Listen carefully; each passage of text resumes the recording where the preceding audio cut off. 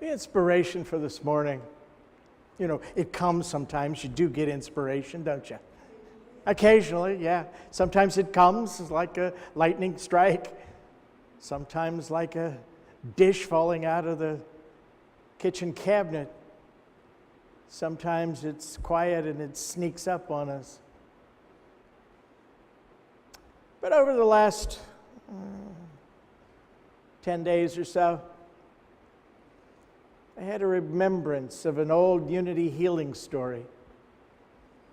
I was a little boy. I think he was about 7.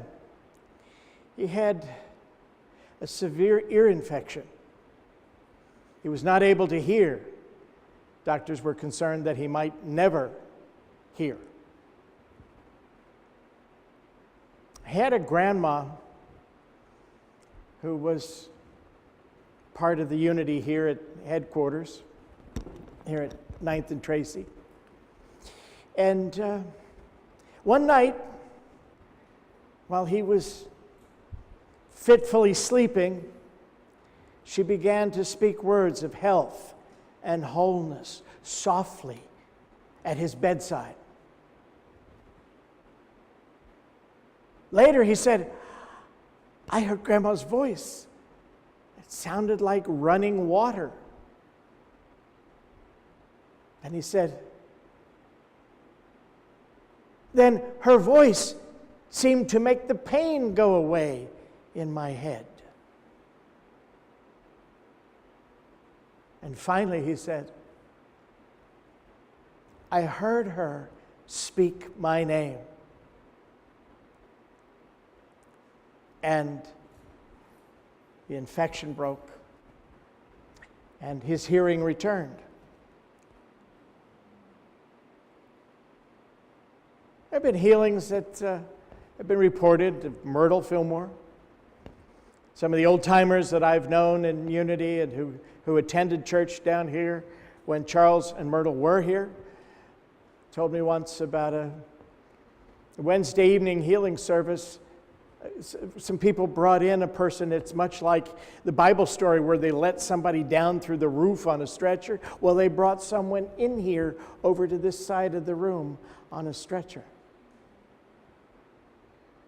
And Charles went over, and I was told in ministerial school they never did laying on of hands of any kind. It just wasn't done in Unity.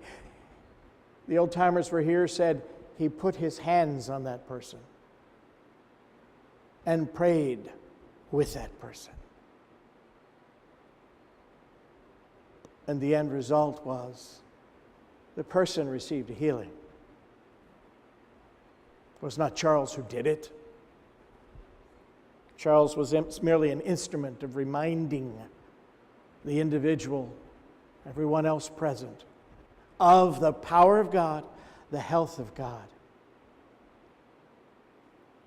Can you imagine how beautiful the voice of that grandmother must have sounded to that little boy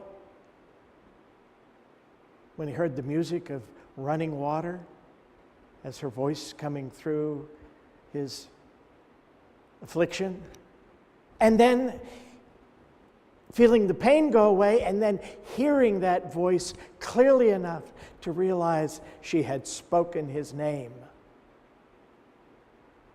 How beautiful Charles Fillmore's voice must have sounded to the person on that stretcher. How uplifting. And somehow it made a difference within that person.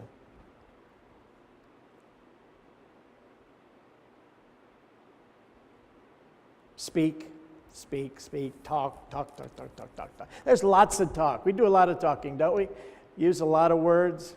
Sometimes we use twice as many words as we need. We throw them around like they're free and as if they mean nothing. Charles Fillmore talked about the use of words and about speech. And he said we have an inner voice and an outer voice. We vocalize words. We turn ideas, we turn thoughts into sound, which vibrate the air in the room and impinge on another's eardrum. and enter another person's consciousness. Sometimes we speak words in the silence of our own minds. Which do you think is more powerful? Charles said, the silent word, spoken in the depth of your being. One time about sound, he said, sound is the dying vibration of a spent force. But that silent word held in the mind is a continually radiating power. Now, I think it's important to remember an early principle in unity that you must have learned at some point along the way, right? LOMA, you remember those letters? Law of mind action. Got a couple of ministers out here who are saying it right with me. Law of mind action. I don't think we hear that often enough. You know what it means, right?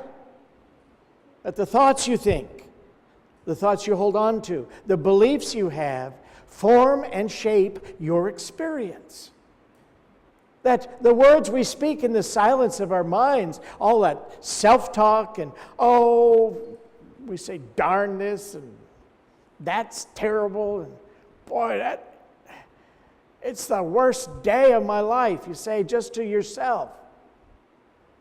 I'd like to remind you what Jesus said about that. It's in the 12th chapter of Luke, the 2nd and 3rd verse. Nothing is covered up that will not be revealed, or hidden that will not be known. Therefore, whatever you have said in the dark shall be heard in the light, and what you have whispered in private shall be proclaimed upon the housetops. He also said, and this is just a reminder, man shall be held accountable for his every idle word. And how many times do we think, that was just a thought, I didn't mean it. Under the law of mind action, it's still the activity of a formative power we call speaking the word.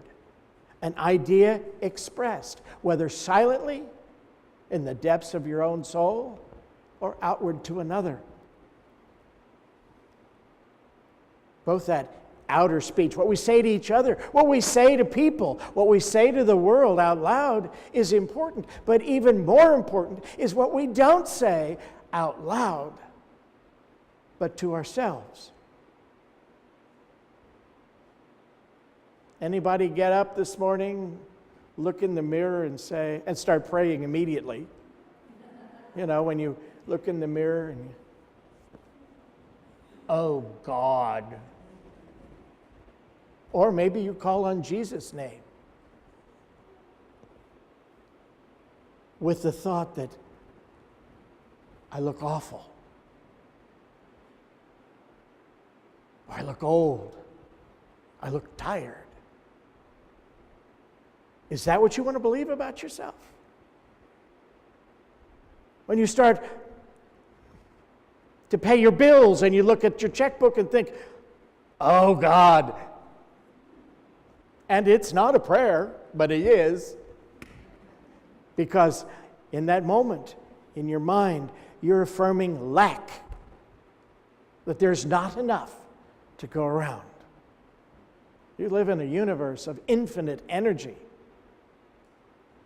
God supplies energy to meet every need. It is for us to lay hold of it in our minds, in our hearts, with how we think, what we say, both silently and aloud.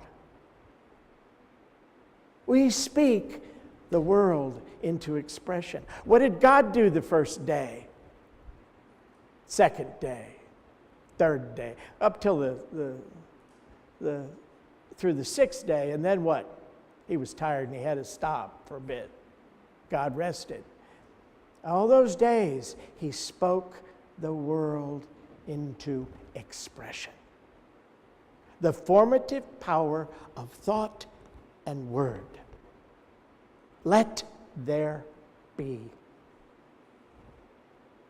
And there was. And God declared it what? Good. A couple of days he said, very good. Good and very good. He knew what he was talking about. Absolute good, which we say is the nature of God, cannot create anything but absolute good. Now, we can take absolute good and use it in a variety of ways, can't we?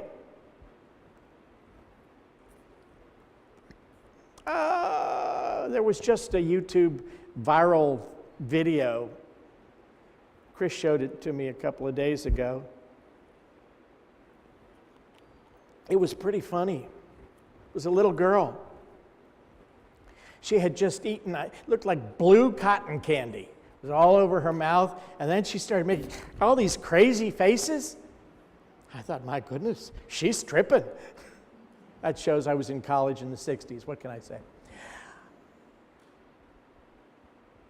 Cotton candy, I remember, it tastes pretty good when you're a kid, right? It's awfully sweet, but I think most of us as children liked it. And I can remember once having too much of it.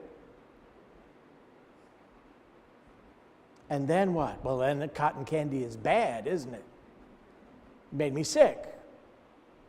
Electricity is good until you get a shock. Then it's bad. Fire is a wonderful thing. It cooks your food. I don't know what it is about us guys, but don't we have to build a fire out in our yards in order to cook meat? Well, I guess there are a few guys who cook some vegetables. I remember when I moved my dad up here, and he stayed with me for a while before he got ready to move into his own apartment. Thanks, Dad. I love broccoli. And one night for dinner, I fixed broccoli. And he said to me, "What are you trying to do, kill me?" Well, Dad, you know, a little broccoli wouldn't hurt. And too much of that pork that you like. The author of absolute good created only absolute good. It is for us to speak that good into expression. When Jesus healed someone, when he had a healing request, can you imagine what it was like to hear him speak to you? When he raised the little girl whom he said was sleeping, they thought she was dead. What kind of voice must have come out of that man? There's a wonderful story in the book of John. It's in the 4th chapter. It begins in the 46th verse. That's a little too tiny for me to see the letters, the numbers. So he came again to Cana in Galilee, where he had made the water wine. Remember the wedding at Cana? First miracle? And at Capernaum, there was an official whose son was ill. When he heard that Jesus had come from Judea to Galilee, he went and begged him to come down and heal his son, for he was at the point of death. Jesus therefore said to him, "Unless you see signs and wonders, you will not believe." The official said to him, "Sir, come down before my child dies." Jesus said to him, "Go, your son will live." Beautiful words, weren't they? And what tone of voice do you think he used when he spoke these words? Don't you think it was gentle, loving, but firm? Sure, your son will live. The man believed the word that Jesus spoke to him and went his way. How fortunate. How wonderful. Would we believe so readily? Would we lay hold of that idea? Your son will live. As he was going down, his servants met him and told him that his son was living. So he asked them the hour when he began to mend, and they said to him, "Yesterday at the 7th hour, the fever left him." The father knew that was the hour when Jesus had said to him, "Your son will live."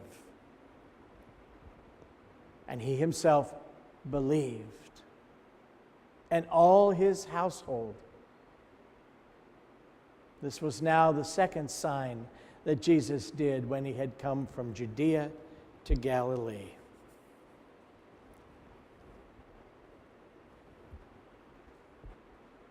Jesus uses that expression, signs and wonders. Unless you see signs and wonders. Sometimes it's true of us too. Unless there's a flash of lightning in the sky, unless the earth moved. Well, it did move here just recently, you know. It moved over in St. Charles as well. Yeah, did it move down in Tyler, I wonder? A little bit, yeah. We had an earthquake. The one that I heard about was in Oklahoma. And I was at home, and my sofa was doing this. My cat looked up and said, I just sat there. I felt it was a nice ride. You know, I used to pay money to get your bed to rock like that. You know. That's a long time ago. The little box for the quarters. Oh, yeah. Anyway, unless you see signs and wonders. But the important point is the Father believed.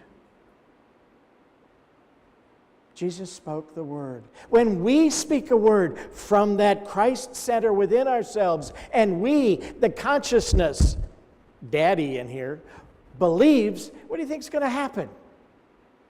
Well, we have faith in the words that we speak. When you begin to say,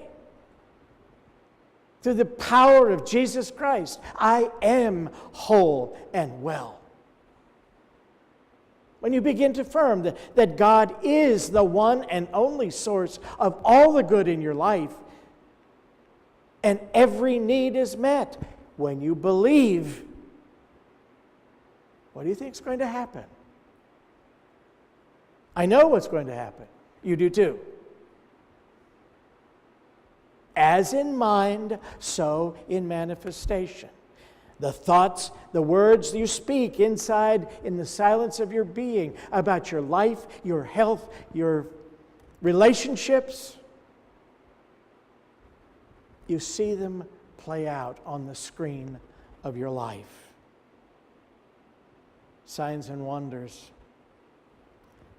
Now, to the Middle Easterner, I just want to kind of suggest that a miracle is almost anything, like the universe or the birth of a child. Those are miraculous to the Middle Easterner.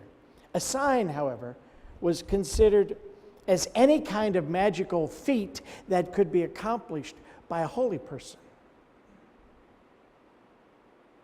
So Jesus, when he's talking about signs, he's saying, well, unless I do some kind of special effect here, unless you see me actually straighten out a withered hand, you won't believe. That's kind of the Missouri thing, right? Show me. Then I will believe. But the Father believed even before he had the confirmation from his servant. He believed. A wonder. That's any natural phenomenon which occurs at the right time. Just imagine, there's Moses at the Red Sea holding up his rod and his staff. Okay, Lord, it's time. Whew. And the water split. That's a wonder to the Middle Eastern mind. something that happens at just the exact right moment. And it is expressed through the Word. Moses was speaking a word. Jesus spoke a word of healing many times. And something took place. It's interesting. He didn't have the sick child brought before him. It wasn't necessary. Why? The power of thought, the power of your word spoken silently, the power of the word of health and wholeness transcends time and space. It can reach the other side of the universe. What it needs to reach is an open, receptive consciousness.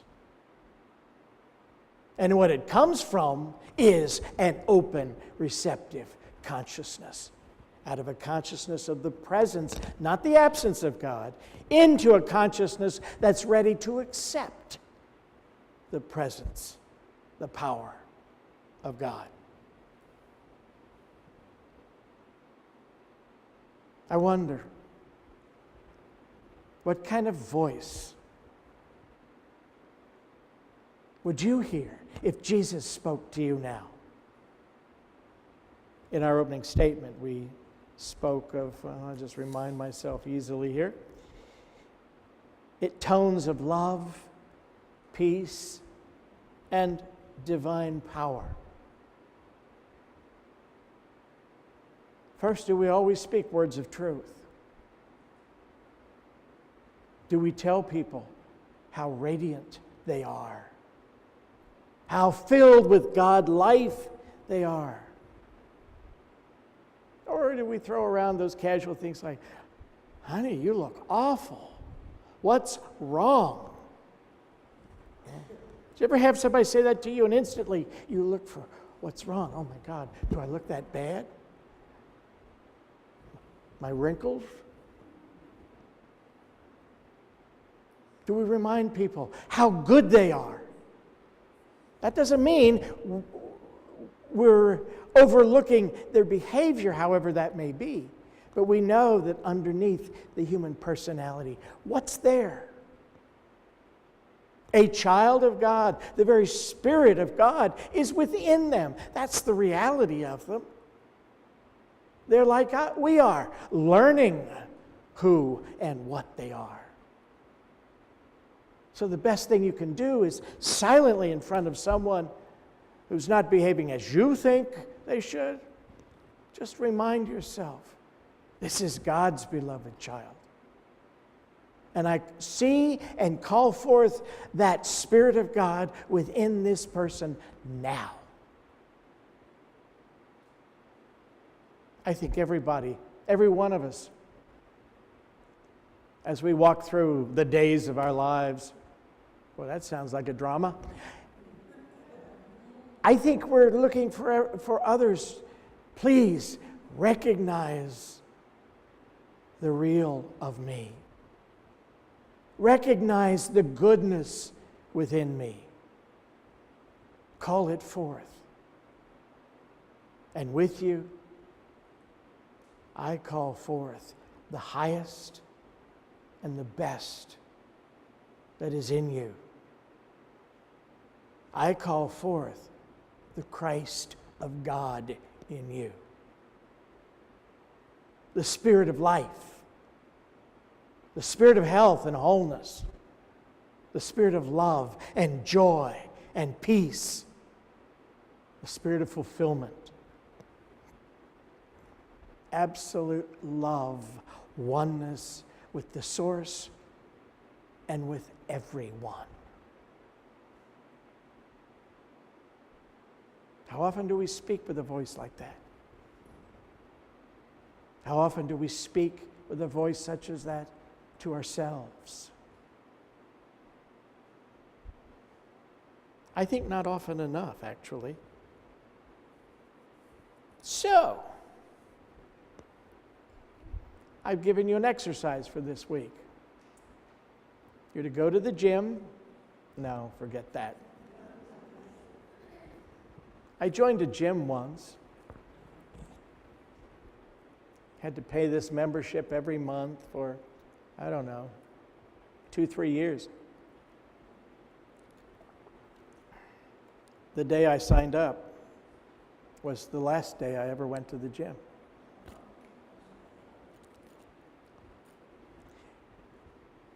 Let this not be the exercise you do this week. It's on the back of your bulletin. And I give you a daily prayer. You might try using this at least once a day, maybe twice, if you're really wise, or multiple times. I remember the words of one of the old timers who said Charles Fillmore told her that he did an affirmation 1,000 times that day. Well, how many times do you have to do it? Until you accept it. That's how many. It's kind of like forgiving 70 times 7, right? The daily prayer. Holy Spirit, Spirit of truth, open my mind and heart so completely to the Christ mind within that I speak only truth. Let me be so attuned to the presence of God that I speak only of God's good in my life and in this world. In this way, I become a beneficial presence, calling forth God's presence in everyone and everything.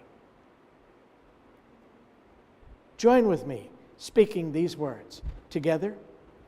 Holy Spirit, Spirit of truth, open my mind and heart so completely to the Christ mind within that I speak only truth. Let me be so attuned to the presence of God that I speak only of God's good in my life and in this world. In this way, I become a beneficial presence, calling forth God's presence in everyone and everything.